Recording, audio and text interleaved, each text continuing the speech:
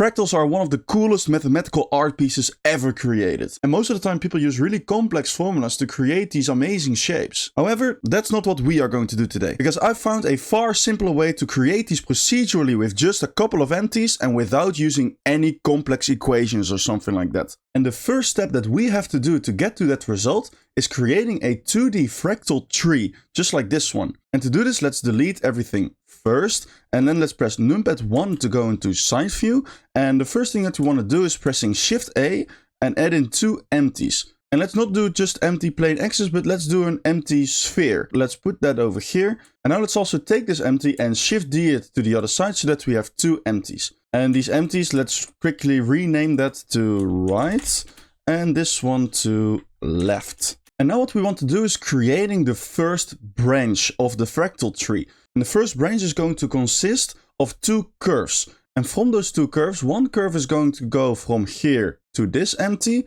and the other one is going to go from here to this empty, which creates this branch. And to create these curves, we're first going to add in a cube. And on this cube, we're going to create a new geometry node. However, we're going to remove the group input as always, because we don't need the actual cube. What we want to do is adding in a curve line node. Add that in over here. If you connect it with the group input, now you see we have a curved line. We want to change the location of one part of this curved line. So what we're going to do is in set position node. And now if you change the X offset, you see we're changing the location of the entire curve. However, we only want to change the position of this point of the curve. And we can do that with an endpoint selection node. And now if you connect the selection part with the selection of the set position, and you also turn off the start size so that we're only selecting the end size, now you will see if we move the x-axis, we only move that part of the curve. And now we want to say, okay, this point of the curve should be on the position of this empty. And to do this, we're going to go over here and drag in the left empty into our geometry nodes. And then you see we have the location of the empty, and the location of the empty, we're just going to put that as the position of the set position, so that as you can see, the curve always follows the position of the empty. Let's do the same thing for the other empty, so that we have a second branch, of course. The only thing we're going to do is making some space with the group output over here, and then take all of these nodes, Shift D it to over here, and then let's connect this set position with the group output for now. And the only thing we need to change is in the object info node, the left should be right, so that it goes to that side. However, now we don't see the other one anymore. Let's join them together with a join geometry node, just like this. And now we want to, from this branch, we want to create like a whole tree, right? And to do this, we're going to take this entire object and we're going to duplicate it over here and over here, so that we're getting this and this. And that's what we're going to do for a lot of iterations, so that we get a lot of branches. So as you might already guess, this is the perfect task for the repeat zone, since we are going to do a lot of iterations of the same thing. And the geometry input of the repeat zone is going to be a curved line. And if we connect that like this, and then we connect the repeat zone with the group output, then you see we have this curved line. And on this curved line, we want to instance this one, so that we kind of start with a root, so to say. And to instance this one onto here, we want to do an instance on points node. And as the instance, we want to do the join geometry like this. However, then you see that the object is instanced on both the start and the end point of this curved line node. And that's not what we want. We only want to instance it on the end part. So what we can do is take this endpoint selection, Shift D it to over here, and connect it with the selection. And now it's only over there. And from here, it's actually quite easy, because you will see if we put the iterations up, we're getting more and more and more and more and more branches, which is perfect. However, you see every time we do a new iteration, the previous iteration gets deleted, and that's not really what we want. We want that each branch that is created gets stored in a new geometry, so to say. So what we're going to do is click on the repeat zone and then press N to make the sidebar open up, and then under node, let's click on plus, and then I also see, let me move myself a bit to there, because then we can take this geometry and we can name this joint branches or something like that. Let's connect the beginning of the joint branches with the end of the joint branches. And now with every iteration, we want to add the geometry output with the join branches output. So to do this, we're doing join geometry node right over here. And let's connect the geometry with the join geometry just like that. And now if we connect the join branches with the group output, we have all the branches back. However, we do have to fix something, because if you see, if we put the iterations higher, at some point it stops working. And the reason for that is, like, these are all still instances, right? So we put an instance on top of an instance, and that kind of messes things up, you know? So after each instance is placed, we do want to realize that instance into actual geometry. And then you see it works perfectly fine. And then you also see if you move these empties, for example, yeah, the entire system reacts to it, which is perfect. However, this doesn't really look like a fractal tree yet. And the reason for that is because we're not really changing the rotation and the scaling over here. So let's first do the scaling. At the moment, each iteration, the scaling stays the same. We want that the scaling becomes smaller so that the branches become smaller each iteration. And to do this, we're going to create an attribute in the repeat zone that we call scale. So let's click on the repeat zone, and then let's go over here again, click on plus and name this new attribute scale. However, this scaling should not be a geometry output, of course. The scaling should be a vector, because over here it's also a vector. Let's connect the beginning scale again with the end scale so that we can iterate over it. And let's also make some space like this. At the moment, this scaling attribute is starting at 0, 0, 0. However, we want this to start at 1, 1, 1, because that's the original scaling. And now to scale down the scaling each iteration, we can do a vector math node, which we set over here. Set this from add to scale. And then if you set the scaling lower, you don't really see anything happening yet, right? That's because we have to connect the scale also with the scaling of the instance on points. And now if you change the scale, you see that works perfectly fine. And then you're also getting like a cool looking tree. So now that we have the scaling, let's also change the rotation of each branch. And to explain what we are going to do with the rotation, I'm going to set the number of iterations on 3 for now. Because if we have a look at this branch, for example, you see that this branch is instanced on this point and it's pointing into that direction, right? The entire object is pointing upwards. But what we actually want is that this entire thing gets tilted towards there so that it is pointing in the direction of this, right? And this direction is the tangent of this curve. And to make this rotation socket dependent on the tangent of this curve, we're going to do a curve tangent node, which we set over here. And now if we connect this part with the rotation socket like that, then you see it kind of already works. However, this is not really the right method, because what we also have to do is an align Euler to vector node. And then as the vector, we set the curve tangent, and the axis that we want to align is the z-axis. And then you see it works perfectly. And now if you put the iterations up, you see you're getting a pretty cool looking fractal tree already. I do recommend to set the scaling a bit higher to like 0.67 or something like that. And you will also see you will be able to put the iterations as high as you want. Okay, maybe not as high as you want because your computer is not going to like it at some point. But you can put these iterations quite high so that you get this really satisfying shape. And still, if you change the position of the empties, you see you can create pretty cool abstract fractals, as you can see over here. Or like this, or like that, or like this, for example. Pretty cool stuff. However, now we just have a 2D fractal tree, right? And we want to have a 3D one. And of course, what we can do is moving this part to the front and then it looks 3D, of course. But what I mean is that we add in with Shift D a third empty so that we can get a third curve on each iteration. So now to have a curve going from here to this empty is actually quite easy, because let's go back into our geometry nodes and let's go all the way to the beginning. And the only thing we have to do is taking all of these nodes and Shift D them to over here. In this object info, change the right to right 001 or anything that you called this empty.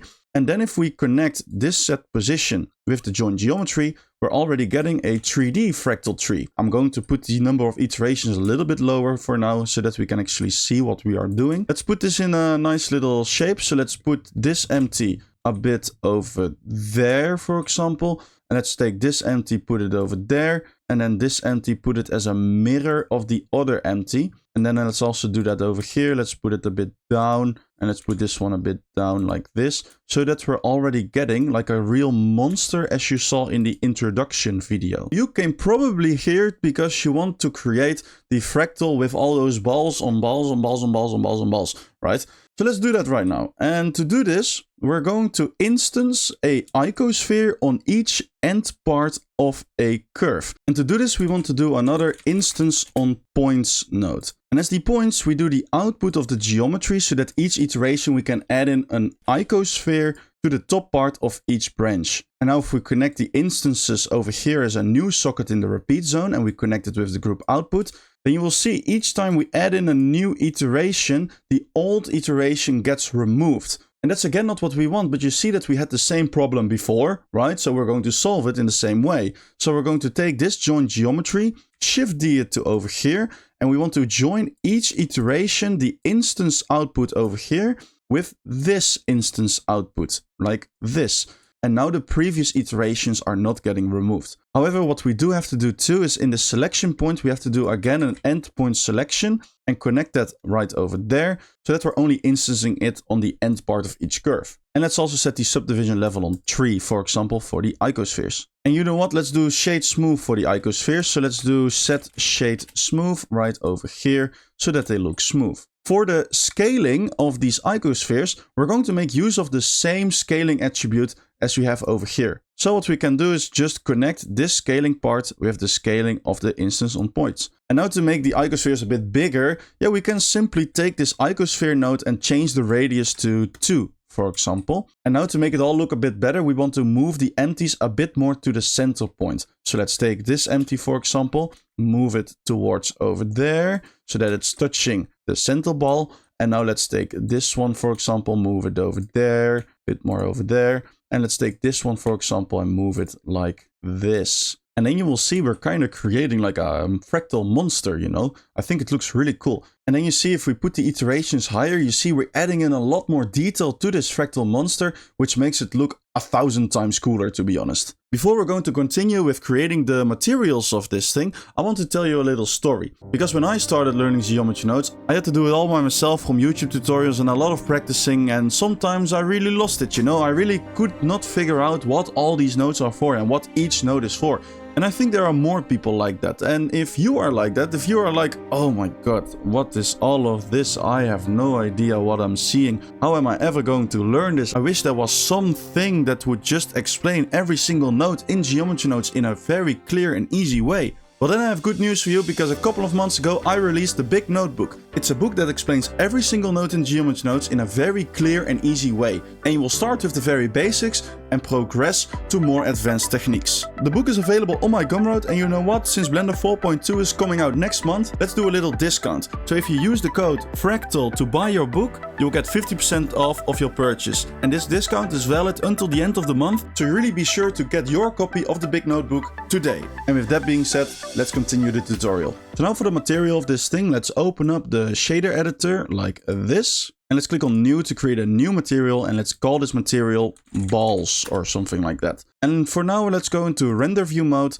and let's switch also from Eevee to cycles. And if you have a graphics card, I recommend turning on your GPU, of course. Let's also press Shift A and add in a little light. And then if you press right click, adjust light power, you can put the light power up like that. But now you will see if you change the base color of this, you don't see anything happening in the geometry nodes. That's because we have to assign this material inside of geometry nodes. So let's do a set material node right over here, and let's change this to balls. And now it's a blue material. I think, first of all, let's put the roughness a bit up. I think that would look cool for now. And then the next thing that I want to do is making that each iteration of balls gets a separate color. And to do this, we want to do an hue saturation value node. And if you connect the hue with the base color, now if you change the color to this blue color again, for example, and you see if you're changing the hue value, you're changing the color of the thing based off the input color that you give it over here. However, we want to make it that each iteration of balls gets a different hue value so that we get different colors per iteration.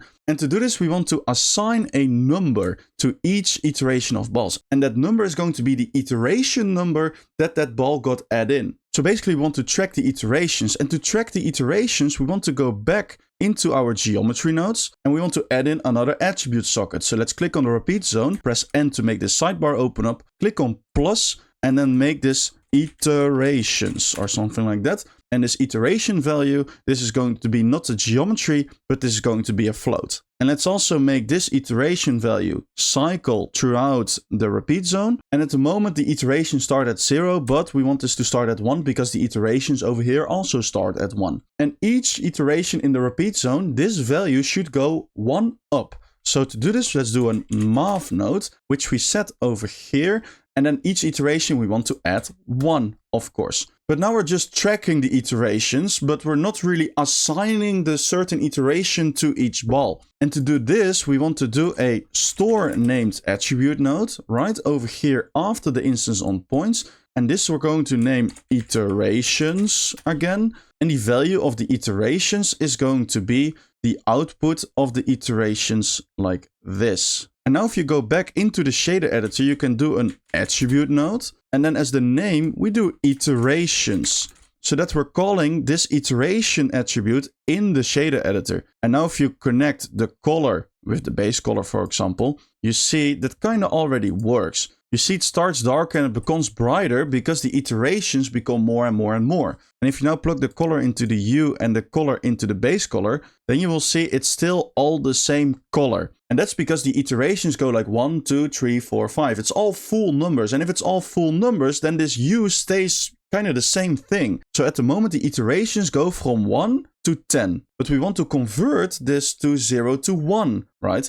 So to do this, we want to make some space over here. And after we've assigned all the iterations to the balls, we want to update it so that we can convert it. So let's do another store named attribute again. And then as the name, we again do the iterations. And we want to update the iterations. So we want to do a named attribute so that we can call the iteration attribute, connect it like this. And now it stays the same, of course, because we're saying iterations, keep it as iterations. But we want to convert this from 0 to 1. And the best way to do this is with a map range node. And with this map range node, we want to say, okay, it goes from 1 to 10 and convert this from 0 to 1. And then you see you're getting a different color per iteration. However, what if we now change the number of iterations? Well, this number is not going to change automatically, of course, but let's make that a bit more automatic. So to do this, we want to gather the minimum value and the maximum value automatically out of this iteration value. And to do this, we can do an attribute statistic node. And the geometry of the attribute statistic is going to be the output like, and the attribute from which we want to get the minimum and maximum value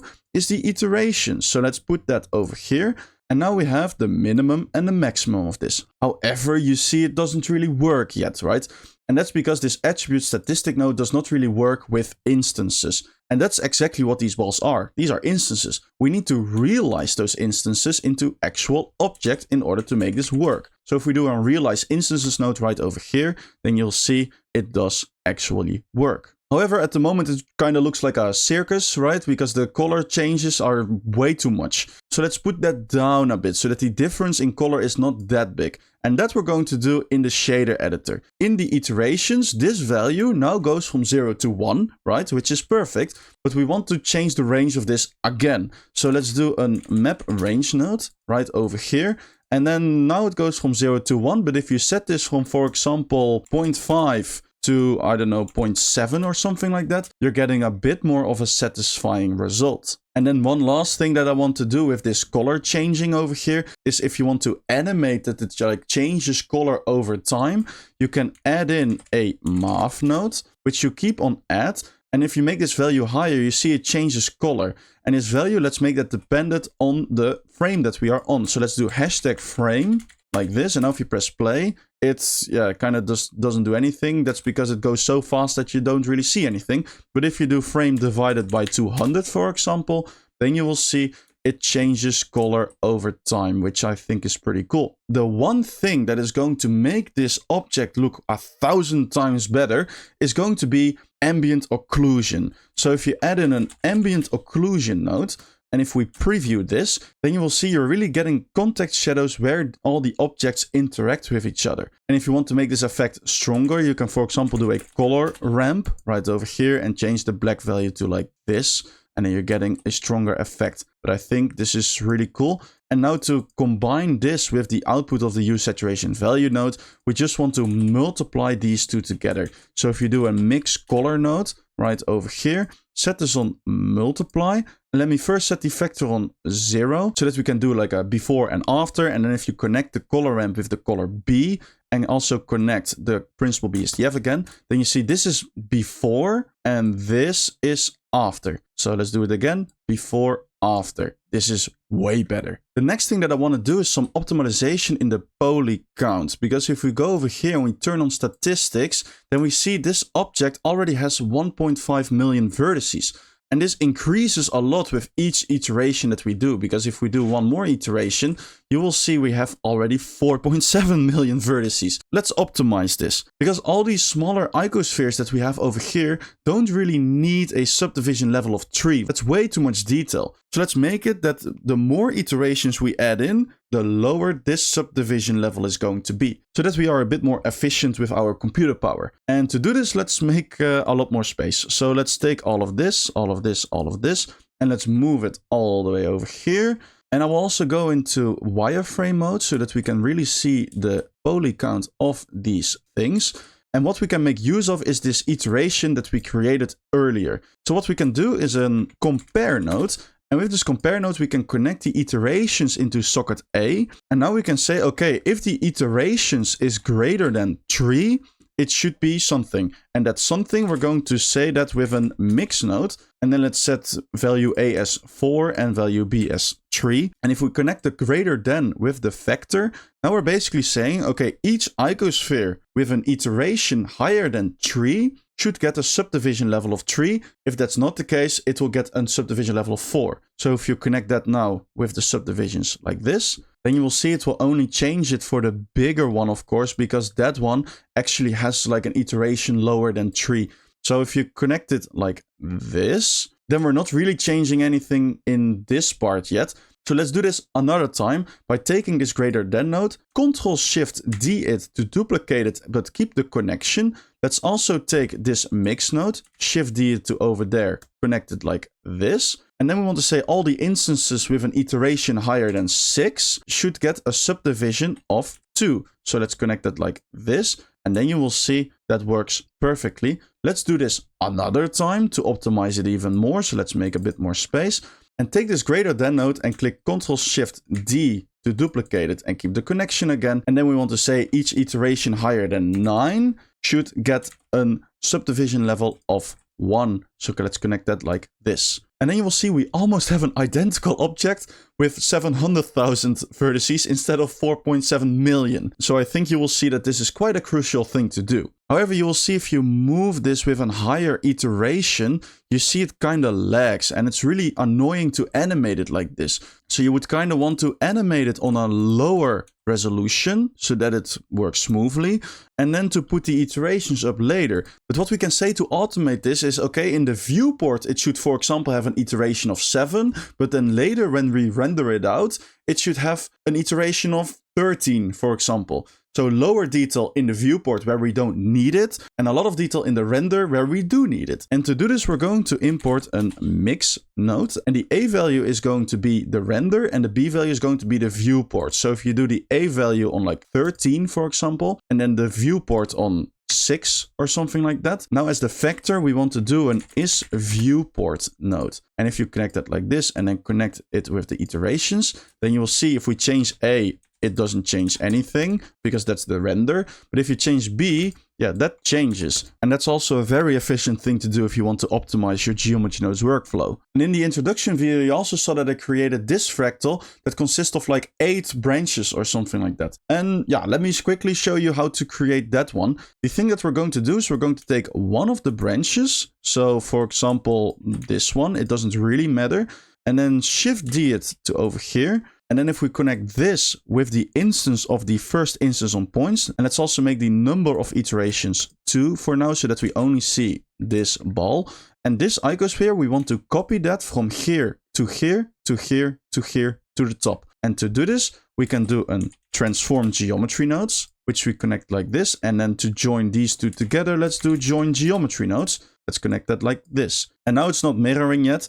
That's because we have to put the X scale over here on -1. And then we have it like this. And now let's do that again to the other side. So let's take this join geometry, connect it like this, this transform geometry, connect it like that. And let's set the x-axis on 1 and let's set the y-axis on -1. Let's do this another time, but then to the top. So let's take this join geometry, connect it like this, take this transform geometry, connect it like that and like that. But this time we turn the y on 1 and the z on -1. And then we have it like this. And now if you put the iterations up, you will see it starts becoming quite crazy, right? And that's because for this fractal, we have to put the scaling lower. So if you put the scaling lower, then you will see you start getting this really cool looking fractal that I had in the introduction video. And as you will see, the materials still work perfectly fine, of course, because we made everything procedural. However, now I will put everything back to the previous settings of that fractal monster that I had. One final thing that I want to show you in this fractal is if you want to use like a procedural texture, like a Voronoi texture, for example, and you press Ctrl-T to create a mapping node and a texture coordinate node and you set it on object, then we will get a problem. At first, it's not really visible what is the problem until we move this empty, because if we move it, the texture is kind of sliding over the icospheres, right? And it's not really staying consistently on it. And later when you animated it and you rendered it out, it's going to look pretty weird if you use this. We want to kind of create a UV map for each of these icospheres. And to create a UV map, we're going to do that in a very easy way. So if we make a little bit more space over here and like this, we want to create one UV map just for this icosphere. And we're going to do that with a store named attribute node right over here. And a UV map, of course, is not a float, it's a vector. So let's set it on vector and let's name this UV or something like that. And the value of the UV is actually going to be the position of this icosphere. So if you take it like this, now if I go over here into the shader editor and I do an attribute node again, and I change the name to UV, and I do Ctrl-Shift-Click, then you see this is what the UV map looks like for each ball. And this we can replace with the texture coordinate node. So if you remove this one and connect the vector of the mapping node like this, then you will see it still works. And if you move the empty, you see the texture stays consistently on it. However, what we do see is that with each iteration, the texture becomes smaller, so to say. And if you want that the scaling of this texture stays consistent throughout all the iterations, we want to scale the UV map per iteration. And to do this, we're going over here, making some space. And we're going to take this store named attribute node, Shift-D it to over here. And we want to update the UV map. So if you do a named attribute node, which we set on UV, and we want that this UV is dependent on this iteration. So let's take this named attribute node, Shift-D it to over here, and each iteration we're going to scale it down with a vector math node, which we set on scale. And now if we put the iterations into the scale, you will see that's not really good because it's doing it in reversed, right? It's like making it bigger each iteration. But if you want to make the texture smaller each iteration, we have to make this scaling vector not the iterations, but 1 divided by the iteration. So let's do a math node, which we set on divide. And let's do 1 divided by the iteration and connect that with the scaling. And now the texture stays consistent throughout the entire thing. And the last thing that I want to show you in this tutorial is to show you how to do like a growing animation, for example. So what you can do is go to frame 1. And then if you go into numpad 3, you can take this empty and move it so that it's like curled into itself. And then press K to insert a location keyframe. And now if you go to frame 30, you can move this empty right over there, right, to the endpoint. And then if you press K again, you can do another location keyframe.